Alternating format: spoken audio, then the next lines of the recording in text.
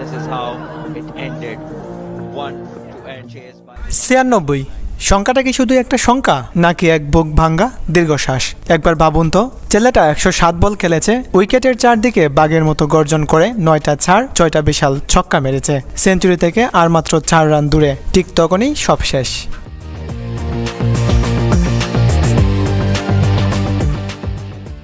Gallery তখনও একদম স্তব্ধ।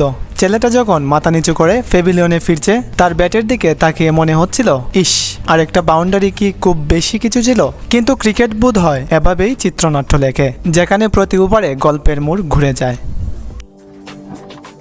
দিনটা সাধারণ হলেও টার্গেটটা ছিল পাহাড় সমান, 284 রান। অনূর্ধ্ব-19 ক্রিকেটে এই রান তাড়া করা মানে বাঘের গুহায় ঢুকে তাকে চ্যালেঞ্জ করা। আফগানিস্তানের ফয়সাল যখন দুর্দান্ত এক সেঞ্চুরি করে বাংলাদেশকে চ্যালেঞ্জ ছুড়ে দিল, তখন অনেকেই ভেবেছিল আজ বোধহয় আর হলো না। আফগান বোলারদের গতি আর স্পিন দুটোই যখন বিষ ছড়াচ্ছে, তখন বাংলাদেশের ড্রেসিং রুমে কি চলছিল, ভয় নাকি জেদ? উত্তরটা মাঠে নামতেই পাওয়া গেল।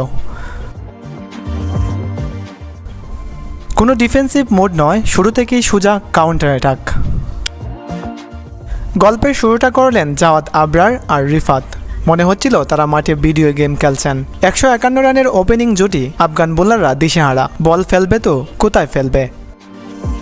রিফাত 62 রান করে ফিরে গেলেন ঠিকই, কিন্তু জাওয়াদ তিনি তখন অন্য গ্রহের প্রাণী। মাঠের চারদিকে তখন শুধু জাওয়াদের রাজত্ব। কিন্তু ক্রিকেটে সুখ বেশিক্ষণ সয় না। ঠিক যখন মনে হচ্ছিল ম্যাচ পকেটে, তখনই সেই ট্র্যাজেডি। 96 রানে জাওয়াদ আউট। সেখান থেকে শুরু হলো আসল নাটক। ক্যাপ্টেন আজিজুল হাকিম এলেন, 47 রানের একটা জোড়ো ইনিংস খেলে আবার আশার আলো জ্বালালেন। মনে হচ্ছিল জয় এখন সময়ের ব্যাপার।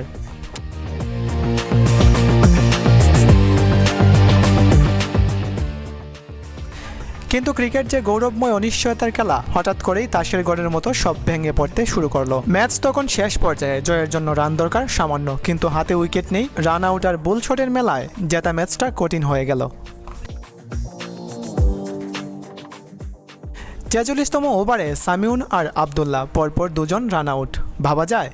ড্রেসিং রুমে তখন কারো মুখে কথা নেই। বুকের ভেতর ধপধপ শব্দটা আপনারা কি শুনতে পাচ্ছেন? শেষ 18 বলে দরকার 15 রান। ক্রিজে নতুন ব্যাটসম্যান। 47তম ওভারে সালাম খানের বলে শেখ পারভেজ জীবন ছক্কা মারলেন। মনে হলো শ্বাস ফিরে এলো।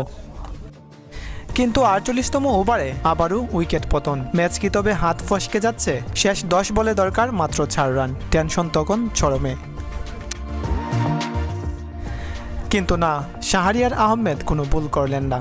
ঠান্ডা মাথায় 1 রান নিলেন আর বাংলাদেশ পৌঁছে গেল জয়ের বন্দরে। 3 উইকেটের এক অবিস্মরণীয় জয়।